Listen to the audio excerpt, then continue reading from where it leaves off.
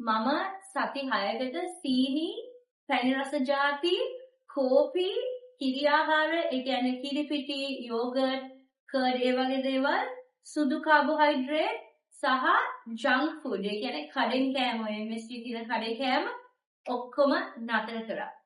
ඊට කලින් මම දවස් 60ක් පැණි රස ಜಾති නතර කළ වීඩියෝස් එකම හැදුවා. මගේ Facebook එකේ තියෙනවා, YouTube එකේ තියෙනවා. ඒත් මේ පාර මම සති 6ක් කෝපි, කිරිපිටි ඔක්කොම නතර කරා.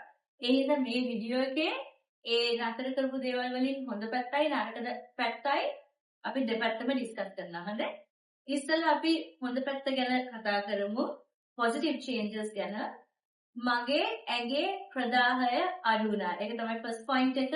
මට දැනුණා මගේ කකුල්ුයි, මගේ යටිපතුල්ුයි, මගේ දණිස් ඒකේ ඉදිමිල්ල ගොඩක් අඩු වුණා. සාමාන්‍යයෙන් මම උදේ නැගිටිනකොට මගේ කකුල් වල සිමෙන්ති කොට්ට දෙකක් යට ගහලා වගේ හරිම හෙවි, ඒ කියන්නේ බර ෆීලිං එකක්.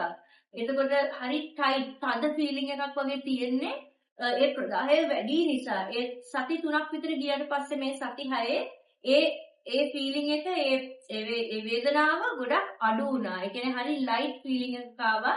ඒ දණිස් වල ඉදිමිල්ල ස්වෙලිං එක, යටිපතුල් වල ඉදිමිල්ල ස්වෙලිං එක ගොඩක් අඩු වුණා. දෙවෙනි එක තමයි අවුරුදු 30ක් මම අවුරුදු 30ක් 31යි. අවුරුදු 30ක් මගේ බඩ පිම්බිලා තියෙන්නේ. බ්ලෝටින් කියලා තමයි අපි ඉංග්‍රීසියෙන් කියන්නේ. ඒ බ්ලෝටින් එක අඩු වුණා. ඒ කියන්නේ ඒක නැත්තටම නැති වුණා. මම නම් හිතන්නේ ඒක ඔය කිරිපිටි එක හින්දා. මොකද මට ලැක්ටෝස් ඉන්ටොලරන්ට් නෙමෙයි. ඒ කියන්නේ ගොඩක් අයට කිරි જાතියම කනකොට බඩ අප්සෙට් වෙනවා. එහෙම දෙයක් නෑ මට. ලැක්ටෝස් ඉන්ටොලරන්ට් නෑ මම. ඒත් මම නොටිස් කරලා තියෙනවා මේ සතියට කලින් මම උදේ කිරිපිටි දාලා කෝපි එක බොනකොට විනාඩි 10න් විතර බඩ මෙහෙම එළියට පිම්බෙනවා.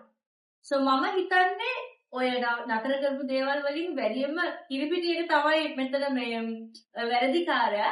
එතකොට මගේ බ්ලෝටින් එක දැන් ඒ සති 6 ඉවරයි. ඒ තාම මගේ බඩ නිකන් ඇතුළට වගේ තියෙන්නේ. මම කිරිපිටි නතර කරා බ්ලෝටින් ඒ බඩ පිම්බිච්ච ගතිය නැත්තටම නැති වුණා.